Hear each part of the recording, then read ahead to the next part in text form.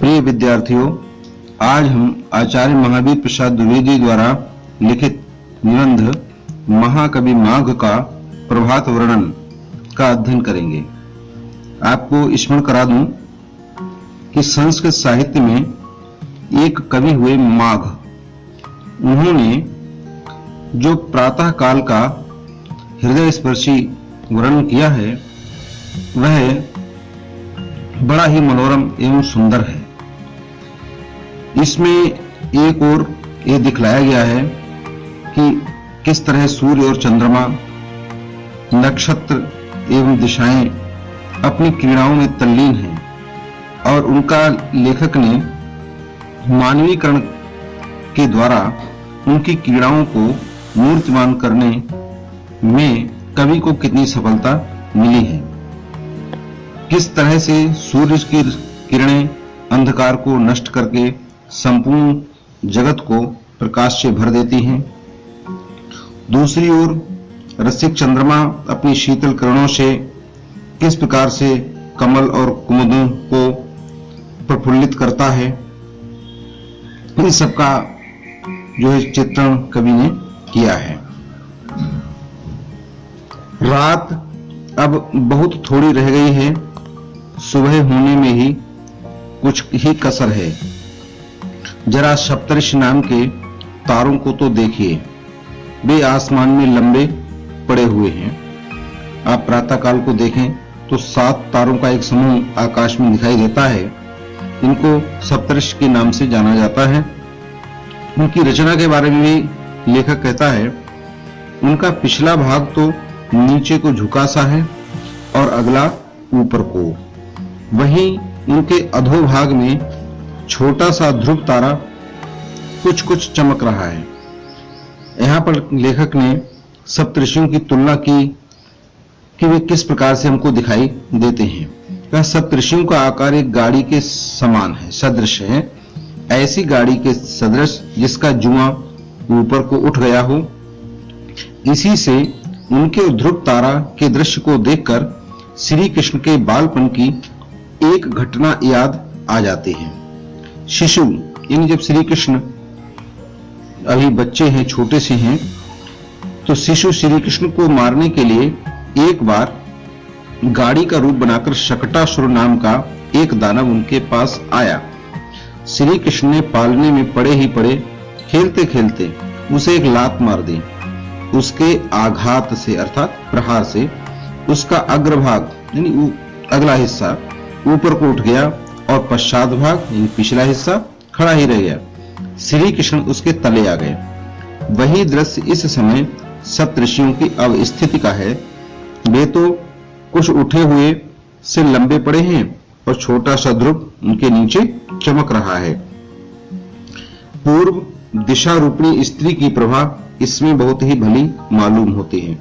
यहाँ पर लेखक ने दिशाओं को एक स्त्री के रूप में चित्रित किया है, अर्थात मानवीकरण किया है। वह हंस सी रही है, वह यह सोचती सी है कि चंद्रमा ने जब तक मेरा साथ दिया, जब तक ये मेरी संगति में रहा, तब तक उदित ही नहीं रहा, इसकी दीप्ति भी खूब बढ़ी। अर्थात पूर्व दिशा को एक रूपवती स्त्री की उपमा देते हुए द्विवेदी जी कहते हैं कि प्रातः काल को पश्चिम की ओर दीप्तिहीन कांतिहीन होकर अस्त होते हुए चंद्रमा को देखकर पूर्व दिशा रूपी जो रूपवती स्त्री है वो उपहासपूर्ण दृष्टि से मुस्कुरा रही है। उसकी मुस्कुराहट ही पूर्व में उषाकालीन आभा फैला रही है। पूर्व दिशा रूपी स्त्री की रूप गर्विता पर आधारित इस व्यंग्यात्मक मुस्कान को देखकर ऐसा लगता है, ऐसा प्रतीत होता है कि मानो वह चंद्रमा का उपहास उड़ा रही है और ये सोच रही है कि उसका चंद्रमा ने जब तक साथ दिया तब तक वह उन्नति को प्राप्त करता रहा, अर्थात प्रकाशमान रहा। लेकिन अब उसने मेरा साथ छोड़ दिया और छोड़ करके पश्चिम दिशा रूपी जो पराई स्त्री है उसकी ओर जाने के कारण चंद्रमा अपनी निरंतर दीप्ति को अर्थात कांति को खो बैठा है, खोता जा रहा है और निरंतर अपने पतन की ओर अग्रसर होता जा रहा है। तो कहा देखो वही अब पश्चिम दिशा रूपी स्त्री की तरफ जाते ही हीन दीप्ति होकर पतित हो रहा है। इसी से पूर्व दिशा चंद्रमा को देख देख प्रभा के बहाने ईर्ष्या से मुस्कुरा रही है और चंद्रमा है कि उसे उस पूर्व दिशा रूपी स्त्री की कोई भी हंसी मजाक की कुछ भी परवाह नहीं है, कुछ भी चिंता नहीं है, वह अपने ही रंग में मस्त मालूम होता है। दूसरी ओर चंद्रमा पूर्व दिशा रूपी स्त्री के द्वारा किए गए उपहास पर कोई ध्यान नहीं देता है। वह निरंतर पश्चिमी दिशा रूपी स्त्री से मिलने की धुन में हर बात से लापरवाह है। वह ना तो पूर्व दिशा की ओर देख रहा है और ना ही उसे अपने दीप्तिहीन होने की अनुभूति है। वह निरंतर अपने कर्तव्य मार्ग पर बढ़ता ही जा रहा है। वह दिशा रूपी वधु के आकर्षण से अपने मार्ग से विचलित नहीं होता है। अस्त समय होने को है, इसके कारण उसका जो बिंब है वह तो कुछ लाल है और किरणें उसके पुराने कमल की नाल के कटे हुए टुकड़ों के समान सफेद हैं। स्वयं सफेद होकर भी बिंब की अरुणता अर्थात लालिमा के कारण भी कुछ कुछ लाल भी हैं। क्या कैसे लाल हैं कि जैसे कुमकुम लाल होता है, उसमें यदि सफेद चंदन मिला दिया जाए तो वह हल्का लाल हल्का सफेद होता है। उसी तरह से चंद्रमा की किरणें भी प्रतीत होती हैं। कुमकुम मिश्रित सफेद चंदन के समान उन्हीं लालिमा मिली हुई सफेद किरणों से चंद्रमा पश्चिम दिग्वधु का श्रृंगार सा कर रहा है। चंद्रमा पश्चिमी रूपी स्त्री का श्रृंगार कर रहा है। उसे प्रसन्न करने के लिए उसके मुख पर चंदन का लेप सा समा रहा है। पूर्व दिग्वधु के द्वारा यानी पूर्व दिशा रूपी स्त्री के द्वारा किए गए उपहास की तरफ उसका ध्यान ही नहीं है। जब कमल शोभित होते हैं तब कुमुद नहीं, अर्थात संसार में सभी की दशा बहुधा एक सी नहीं रहती है। एक ही समय पर किसी को सुख प्राप्त होता है तो किसी को दुख प्राप्त होता है, कोई हंसता है तो कोई रोता है। इसी बात को लेखक ने यहाँ पर स्पष्ट किया है कि जब कमल शोभित होते हैं तब कुमुद नहीं और जब कुमुद शोभित होते हैं तब कमल नहीं। दोनों की दशा बहुधा एक सी नहीं रहती है, परंतु इस समय प्रातः काल होने को है तो दोनों की दशा एक जैसी है, दोनों में तुल्यता देखी जाती है। कुमुद बंद होने को है पर अभी पूरे बंद नहीं हुए, उधर कमल खिलने को हैं पर अभी पूरे खिले नहीं। एक की शोभा आधी ही रह गई है और दूसरे को आधी ही प्राप्त हुई है। रहे भ्रमर अर्थात भंवरे, सो अभी दोनों पर ही मंडरा रहे हैं। और गुंजारव, रव माने होता ध्वनि आवाज, कि अपनी गुंजार के बहाने दोनों ही के प्रशंसा के गीत से गा रहे हैं। इसीलिए इस समय कुमुद और कमल दोनों ही समता को प्राप्त हो रहे हैं, दोनों में समानताएं हैं। सायंकाल जिस समय चंद्रमा का उदय हुआ था उस समय वह बहुत ही लावण्यमय था, अर्थात बड़ा सुंदर लग रहा था। क्रम क्रम से धीरे धीरे उसकी दीप्ति, उसकी सुंदरता और भी बढ़ गई। वह ठहरा रसिक। उसने सोचा ये इतनी बड़ी रात यूं ही कैसे कटेगी। लाओ खिली हुई नवीन कुमुदनियों अर्थात कोका बेलियों के साथ हंसी मजाक ही करें। अतएव वह उनकी शोभा के साथ हास परिहास करके उनका विकास करने लगा। इस प्रकार खेलते कूदते सारी रात बीत गई। वह थक भी गया, शरीर पीला पड़ गया। कर अर्थात उसकी जो किरणें हैं वो त्रस्त अर्थात शिथिल हो गए। वह दूसरी दिगंगना अर्थात पश्चिमी दिशा रूपी स्त्री की गोद में जा गिरा। ये उसने क्यों किया है कि शायद इसलिए कि रात भर के जगे हैं लाओ अब उसकी गोद में आराम से सो जाएं। अंधकार के विकट वैरी महाराज अंशुमाली अभी तक दिखाई भी नहीं दिए, अर्थात अब प्रातःकाल होने को है। अभी सूर्य का यद्यपि उदय नहीं हुआ है, लेकिन फिर भी जो उसका सारथी है अरुण, तथापि उनके सारथी अरुण ही ने उनके अवतीर्ण होने के पहले ही थोड़े ही नहीं समस्त तिमिर का समूल नाश कर दिया। तिमिर अर्थात अंधकार। कहा जाता है कि सूर्य का सारथी अरुण है जिसका नाम, तो कहा अभी सूर्य का उदय नहीं हुआ है, लेकिन उनके सारथी ने उनके उदय होने से पहले ही संसार में व्याप्त समस्त अंधकार का संपूर्ण नाश कर दिया। बात यह है कि जो प्रतापी पुरुष होते हैं, प्रतापी पुरुष अपने तेज से अपने शत्रुओं का पराभव रखने की शक्ति रखते हैं। उनके अग्रगामी सेवक भी कम पराक्रमी नहीं होते। स्वामी को श्रम न देकर वे खुद ही उसके विपक्षियों का उच्छेद कर डालते हैं। अर्थात जो शक्तिशाली तेजस्वी वीर पुरुष होते हैं, उनके सेवक भी पराक्रमी, शक्तिशाली और वीर हुआ करते हैं। एक उदाहरण से आप समझ सकते हैं कि राम, श्री राम, जिनको हम भगवान मानते हैं, शक्तिशाली थे, तेजस्वी थे, वीर थे, लेकिन जो उनके सेवक थे अंगद, अंगद, सुग्रीव, जामवंत, हनुमान, ये भी बड़े पराक्रमी, शक्तिशाली वीर थे। वे कभी भी भगवान श्री राम को कष्ट नहीं देते थे और उनकी इच्छा मात्र से ही वे उनके शत्रुओं को पराभव करने की शक्ति रखते थे और कर भी दिया करते थे। तो इसी प्रकार से हम इस बात को यहां पर समझ सकते हैं कि जो सूर्य है वह तेजस्वी है, शक्तिशाली है, पराक्रमी है, अंधकार को नष्ट करने में समर्थ है। तो कहा इसलिए जो उसका सेवक है, सारथी है अरुण, वह भी कम पराक्रमी नहीं है। तो सूर्य को कष्ट न देकर के उसने सूर्य के निकलने से पहले ही उसके शत्रु अर्थात अंधकार को संपूर्ण तरीके से इस संसार से मिटा डाला। इस तरह अरुण के द्वारा अखिल अंधकार का पराभव होते देखकर बेचारी रात पर आफत आ गई। इस दशा में वो कैसे ठहर सकती थी? निरुपाय होकर वह भाग चली। सूर्य के आगमन से पहले ही उसके सारथी ने संपूर्ण अंधकार को पराजित कर दिया।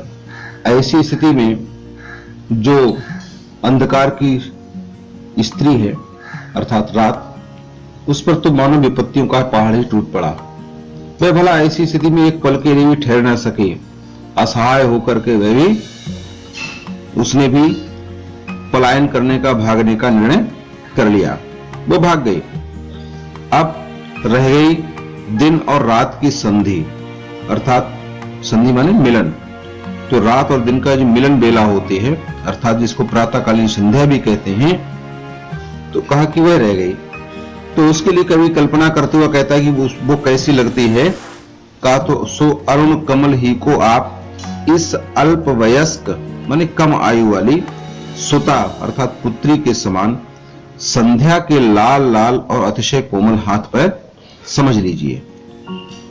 मधुप मालाओं से छाए हुए नील कमल ही को काजल लगी हुई उसकी आंखें जानिए। आप कल्पना कर लीजिए कि उसके जो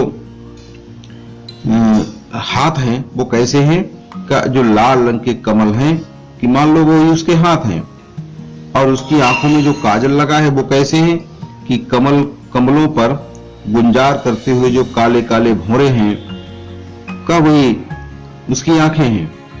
और जो आकाश में पेड़ों पर पक्षी बोल रहे हैं, ये मान लो कि उसकी तोतली बोली है कि पक्षियों के कलकल शब्द ही को उसकी तोतली बोली का अनुमान कर लीजिए। इस दशा में जब ऐसे में संध्या ने देखा कि रात इस लोक से जा रही है, तब पक्षियों के कोलाहल के बहाने एक कहती हुई कि अम्मा मैं भी आती हूं, वह भी उसी के पीछे दौड़ गई। अर्थात अंधकार का पूरा परिवार इस लोक से पलायन कर गया। अंधकार गया, रात गई, प्रातःकालीन संध्या भी गई। विपक्षी दल के एकदम ही पैर उखड़ गए। तब रास्ता साफ देख वासर विधाता अर्थात भगवान भास्कर अर्थात सूर्य ने निकल आने की तैयारी की। पुलिस पानी इंद्र की पूर्व दिशा में नए सोने के समान उनकी पीली पीली किरणों का समूह छा गया। उनके इस प्रकार के आविर्भाव से एक अजीब ही दृश्य दिखाई दिया। सूर्य के उदित होने से पूर्व ही उसके तेजस्वी जो सारथी अरुण, उसके प्रभाव से चारों ओर फैला हुआ अंधकार नष्ट हो गया। संपूर्ण कालिमा समाप्त हो गई। प्रातः काल में रात्रि और दिवस का मिलन हो चुका। सूर्य के विरोधी अंधकार के पैर उखड़ गए, वह भाग गया। अब सूर्य ने देखा कि बिल्कुल रास्ता साफ है, अर्थात अब हमारे सामने किसी प्रकार की कोई बाधा शेष नहीं है। तो उन्होंने उदित होने की पूरी तैयारी प्रारंभ कर दी।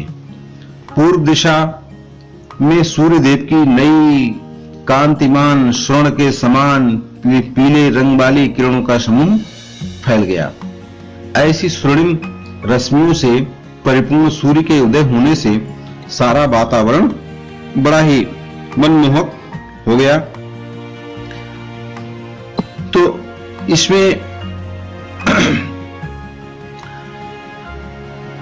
एक कवि कहना चाहता है कि उस ऐसे दृश्य को देखकर ऐसा लग रहा था कि मानो आकाश रूपी समुद्र में सूर्य की किरणें बड़वाग्नि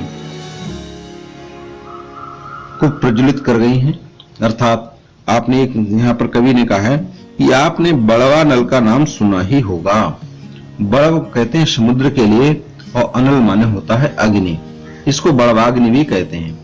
एक ऐसी आग होती है जो समुद्र के जल को जलाया करती है। सूर्य के लाल पीले किरण समूह को देखकर ऐसा मालूम होने लगा जैसे वही बड़वाग्नि समुद्र की जल राशि को जलाकर त्रिभुवन को भस्म कर डालने के इरादे से समुद्र के ऊपर उठ आई हो।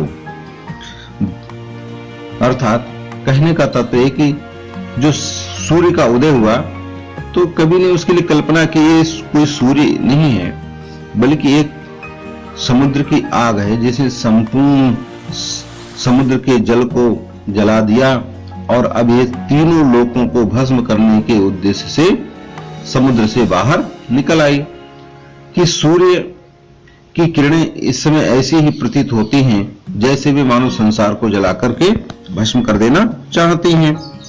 धीरे धीरे दिननाथ अर्थात सूर्य का जो बिंब था वो क्षितिज के ऊपर आ गया। क्षितिज आप जानते हो या ना जानते हो, स्पष्ट करूं कि यदि आप मैदान में या अपने मकान की छत पर खड़े हो जाएं तो सामने बहुत दूर आप बिल्कुल देखिए तो एक स्थान आपको ऐसा दिखाई पड़ेगा जहां पर आकाश और पृथ्वी मिलते हुए दिखाई देते हैं, तो वह स्थान क्षितिज कहलाता है। सूर्य का उदय हमेशा क्षितिज पर ही हुआ करता है और धीरे धीरे वह ऊपर आसमान में आया करता है। तो कहा कि धीरे धीरे दिननाथ का बिंब क्षितिज के ऊपर आ गया। तब एक और ही प्रकार के दृश्य का दर्शन हुआ। ऐसा मालूम हुआ जैसे सूर्य का वह बिंब एक बहुत बड़ा घड़ा है। दूसरी कल्पना कवि ने की है कि यह सूर्य का जो बिंब है एक मानो घड़ा है और दिग्बधुएं अर्थात दिशा रूपी स्त्रियां जोर लगा करके समुद्र के भीतर से उसे खींच रही हैं। तो सूर्य की किरणों को आप मान लीजिए कि ये मोटी मोटी रस्सियां हैं जिनसे उन्होंने उस सूर्य रूपी घड़े को बांध दिया है और खींचते वक्त वे जोर जोर से चिल्ला रही हैं। तो चिल्लाने की आवाज को क्या माना कि जैसे पक्षी बोल रहे, मान लो यही उन स्त्रियों की आवाज है। वो ये कहती हैं कि खींच लिया है, कुछ ही बाकी है, ऊपर आना ही चाहता है, जरा और जोर लगाना। दिगंगनाओं के द्वारा खींच खांचकर किसी तरह सागर की सलीली रात से बाहर निकाले जाने पर सूर्य बिंब चमचमाता हुआ लाल लाल दिखाई दिया। अच्छा बताइए तो सही, ये इस तरह का क्यों है? हमारी समझ में तो यह आता है कि सारी रात पयोनिधि के पानी के भीतर जब ये पड़ा था, तब बड़वाग्नि की ज्वाला ने इसे तपाकर खूब दहकाया होगा। तभी तो खैर के जले हुए कुंदे के अंगार के सदृश लालिमा लिए हुए ये इतना शुभ्र दिखाई दे रहा है। अन्यथा आप ही कहिए, इसके इतने अंगार गौर होने का और क्या कारण हो सकता है? सूर्य देव की उदारता और न्यायशीलता तारीफ के लायक है। इस पंक्ति पर इसको अंडरलाइन करिए, ध्यान दीजिएगा कि तरफदारी तो उसे छू तक नहीं गई, पक्षपात की तो गंध तक उसमें नहीं। अर्थात सूर्य जो है वह अत्यंत ही उदार है और न्यायशील है, और उसमें पक्षपात की जरा सी भी भावना दिखाई नहीं देती है। वे सभी के लिए हितकारी हैं। यदि वे पक्षपात करने की भावना सीखते होते तो अपनी स्वयं रश्मियों से वे केवल उसी भूमि अथवा पूर्व दिशा के पर्वत शिखरों को प्रकाशमान करते उनकी शोभा को बढ़ाते, लेकिन उन्होंने ऐसा नहीं किया। उनका उदय तो उदयाचल पर हुआ, लेकिन थोड़ी ही देर में सभी के प्रति समानता का भाव रखने के कारण उन्होंने सभी पर्वतों, सभी दिशाओं को अपने प्रकाश से भर दिया। तो इसलिए लेखक ने कहा कि सूर्यदेव की इस उदारता और न्यायप्रियता के लिए उनकी जितनी प्रशंसा की जाए वह बहुत ही कम है। उसकी इस उदारता के कारण इस समय ऐसा मालूम हो रहा है जैसे सभी भूधरों ने अर्थात पर्वतों ने अपने शिखरों, अपने मस्तकों पर दोपहरिया के लाल लाल फूलों के मुकुट धारण कर लिए हों। सच है कि उदारशील सज्जन अपने चारु चरित्रों से अपने ही उदय देश को नहीं, अन्य देशों को भी आप्यायित किया करते हैं। अर्थात इस पंक्ति को भी ध्यान से समझें। जो उदारशील सज्जन होते हैं वह अपने सुंदर चरित्रों से केवल उस देश को ही कल्याण नहीं करते हैं, उसको ही लाभान्वित नहीं किया करते हैं जिसमें उनका जन्म हुआ है, बल्कि वे अन्य देशों के प्राणियों का भी कल्याण किया करते हैं। वे सदैव दूसरों की हित वाली भावना में रहते हुए किसी के साथ भेदभाव नहीं किया करते। प्रत्येक प्राणी का कल्याण करना ही उनका स्वभाव हुआ करता है। आकाश में सूर्य के दिखाई देते ही नदियों ने विलक्षण रूप धारण किया। दोनों तटों या कगारों के बीच से बहते हुए जल पर सूर्य की लाल लाल प्रातःकालीन धूप जो पड़ी तो वह जल परिपक्व मदिरा के रंग के सदृश हो गया। अतएव ऐसा मालूम होने लगा जैसे सूर्य ने किरण बाणों से अंधकार रूपी हाथियों की घटा को सर्वत्र मार गिराया हो। उन्हीं के घावों से निकला हुआ रुधिर बहकर नदियों में आ गया हो और उसी के मिश्रण से उनका जल लाल हो गया हो। कहिए ये सूझ कैसी है? बहुत दूर की तो नहीं। तारों का समुदाय देखने में बहुत भला मालूम होता है। ये सच है, ये भी सच है कि भले आदमियों को ना कष्ट ही देना चाहिए और ना उनके स्थान से च्युत करना अर्थात हटाना ही चाहिए, परंतु सूर्य का उदय अंधकार का नाश करने के लिए होता है और तारों की श्री वृद्धि अंधकार की ही बदौलत है। इसी से लाचार होकर सूर्य को अंधकार के साथ ही तारों का भी विनाश करना पड़ता है, उसे उनको भी जबरदस्ती निकाल बाहर करना पड़ता है। बात यह है कि आगे की पंक्ति इसे भी अंडरलाइन करिए, अच्छी पंक्ति है कि शत्रु की बदौलत जिन लोगों को संपत्ति और प्रभुता प्राप्त होते हैं उनको भी मार भगाना पड़ता है। शत्रु के साथ ही उनका ही विनाश साधन करना ही पड़ता है, ना करने से भय का कारण बना ही रहता है। राजनीति यही कहती है। प्रिय विद्यार्थियों, आप ध्यान दें कि जैसे गेहूं के साथ घुन पिसता ही है, तारों की जो शोभा है वह अंधकार की कारण है। अंधकार सूर्य का परम शत्रु है।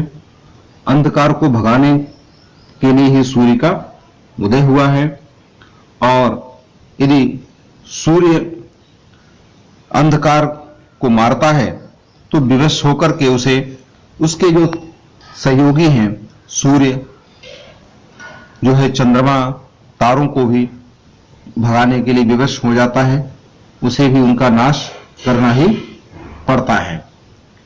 इसलिए यहां पर लेखक ने कहा कि यद्यपि तारे भले हैं, सज्जन हैं, उनसे सूर्य की कोई शत्रुता नहीं है, लेकिन व्यवस्था के कारण उसे उनका भी नाश करना ही पड़ता है। सूर्योदय होते ही नदियों ने सूर्योदय होते ही अंधकार भयभीत होकर भागा। भागकर वह कहीं गुहाओं के भीतर, कहीं घरों के कोनों और कोठरियों के भीतर जा छिपा, मगर वहां भी उसका गुजारा ना हुआ। सूर्य यद्यपि बहुत दूर आकाश में था, तथापि उसके प्रबल तेज प्रताप ने छिपे हुए अंधकार को भी उन जगहों से भी निकाल बाहर किया। निकाला ही नहीं, अपितु उसका सर्वथा नाश भी कर दिया। बात यह है कि इसकी पंक्ति अंडरलाइन करनी, उसको भी ध्यान देंगे। तेजस्वियों का कुछ स्वभाव ही ऐसा होता है, एक निश्चित स्थान में रहकर भी वे अपने प्रताप की धाक से दूर स्थित शत्रुओं का सर्वथा नाश कर डालते हैं। अर्थात जो तेजस्वी पुरुष होते हैं, तेजवान पुरुष होते हैं, वे कहीं जाते नहीं, अपने स्थान पर ही रहते हुए वे अपने शत्रुओं का नाश कर दिया करते हैं। जैसे सूर्य है, वे यदि बहुत दूर आकाश में स्थित है और अंधकार पृथ्वी पर है, लेकिन वे वहीं से ही अपने तेज प्रताप धाक के प्रभाव से अपने स्थान पर रहते हुए दूर दूर तक की बुराइयों को नष्ट कर दिया करते हैं। दूर स्थित शत्रु बुराइयों को खोज खोज कर उन्हें अपने परास्त करना ही उनके जीवन का उद्देश्य हुआ करता है। सूर्य और चंद्रमा ये दोनों ही आकाश की दो आंखों के समान हैं। इनमें सहज किरणात्मक मूर्तिधारी सूर्य ने ऊपर उठकर जब अशेष लोगों का अंधकार दूर कर दिया, तब वह खूब ही चमक उठा। उधर बेचारा चंद्रमा किरणहीन हो जाने से बहुत ही धूमिल हो गया। इस तरह आकाश की एक आंख तो खूब तेजस और दूसरी तेजोहीन हो गई। अतएव ऐसा मालूम हुआ कि जैसे एक आंख प्रकाशवती, दूसरी अंधी वाला आकाश काना हो गया। कुंदनियों का समूह शोभाहीन हो गया और सरोरूहों का समूह शोभा संपन्न। उलूकों को तो शोक ने आघेरा और चक्रवाकों को अत्यानंद। चक्रवाक, इनको चकवा पक्षी कहते हैं, वे बड़े खुश हैं कि उल्लू को रात में दिखाई देता है, अंधकार चला गया तो उल्लू दुखी हो गया। अन्य पक्षियों को दिन में दिखाई देता है, इसलिए वे बड़े प्रसन्न हैं। इस तरह सूर्य तो उदय हुए और चंद्रमा अस्त। कैसा आश्चर्यजनक विरोधी दृश्य है कि दुष्ट दैव की चेष्टाओं का परिपाक कहते नहीं बनता। बड़ा ही विचित्र है, किसी को तो वह हंसाता है, किसी को वह रुलाता है।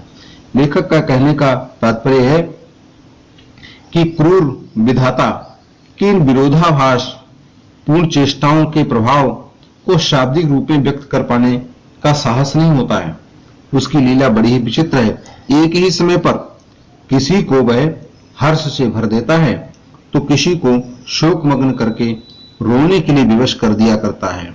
एक ही समय पर उदय होता हुआ सूर्य और अस्त होता हुआ चंद्रमा ये हमको ये शिक्षा देते हैं कि एक ही समय पर किसी को धन संपत्ति की प्राप्ति होती है तो कोई निर्धन हो जाता है, किसी का जन्म होता है तो किसी की मृत्यु हो जाती है।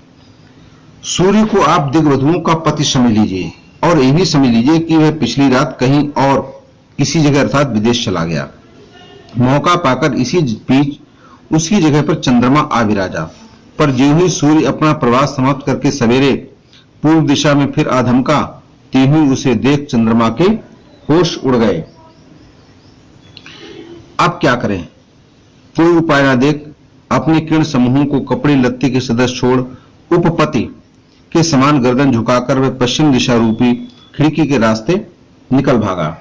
अर्थात मान लीजिए कि सूर्य दिशा रूपी स्त्रियों का पति है। सूर्य के प्रकाश से ही चारों दिशाएं प्रकाशित हुआ करती हैं, और ये भी मान लीजिए कि वह कल रात कहीं चला गया था और उसके स्थान पर चंद्रमा आ गया, और जैसे ही सूर्य अगले दिन पूर्व दिशा में उपस्थित हुए तो उसे देखकर चंद्रमा के होश उड़ गए। वह अपने किरण समूह को वहीं छोड़कर लज्जित होकर पश्चिमी दिशा रूपी स्त्री से भाग निकला, खिड़की से भाग गया। तो ऐसा प्रतीत होता है कि जब तेजस्वी पराक्रमी महान व्यक्तियों का उदय अर्थात आगमन होता है तो अयोग्य, कायर, आडंबरी, दुराचारी एवं धूर्त व्यक्ति स्वयं ही भागकर कहीं छिप जाते हैं।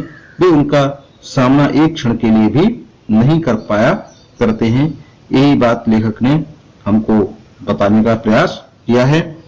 महामहिम भगवान मधुसूदन जिस समय कल्पांत में समस्त लोकों का प्रलय बात की बात में कर देते हैं, उस समय अपनी समधिक अनुरागवती श्री अर्थात लक्ष्मी को धारण करके उन्हें साथ लेकर क्षीर सागर में अकेले ही जा विराजते हैं। दिन चढ़ाने पर महिमा में भगवान भास्कर भी उसी तरह एक क्षण में सारे तारा लोक का संहार कर अपनी अतिशायिनी श्री अर्थात शोभा के सहित क्षीर सागर ही के समान आकाश में देखिए अभी अकेले ही मौज कर रहे हैं। अर्थात लेखक ने यहाँ पर अंत में इस बात को स्पष्ट किया है कि जिस तरह से भगवान विष्णु बात बात में संपूर्ण पृथ्वी पर प्रलय कर दिया करते हैं और प्रलय के कारण सारी सृष्टि नष्ट हो जाती है, चारों ओर जल ही जल दिखाई देता है। प्रलय काल में सृष्टि का कोई भी प्राणी जीवित नहीं रहता, केवल आकाश और जल शेष रह जाते हैं। ऐसे प्रलय काल में भगवान विष्णु अकेले ही अपनी प्रिया लक्ष्मी के साथ क्षीर सागर में जाकर विश्राम करते हैं। तो सूर्य की तुलना भी भगवान विष्णु से करते हुए लेखक कहता है कि ठीक उसी तरह से भगवान सूर्य भी क्षण भर में रात्रि और उसके सहायकों अंधकार, तारागण, चंद्रमा आदि का संहार कर अपनी पत्नी शोभा के साथ आकाश रूपी क्षीर सागर में विश्राम करते हुए प्रतीत हो रहे हैं। धन्यवाद। Thank you for watching. We have given you a small look into this subject. We might have missed something. We might have gotten something. Only if you like this video. Please subscribe to see more episodes.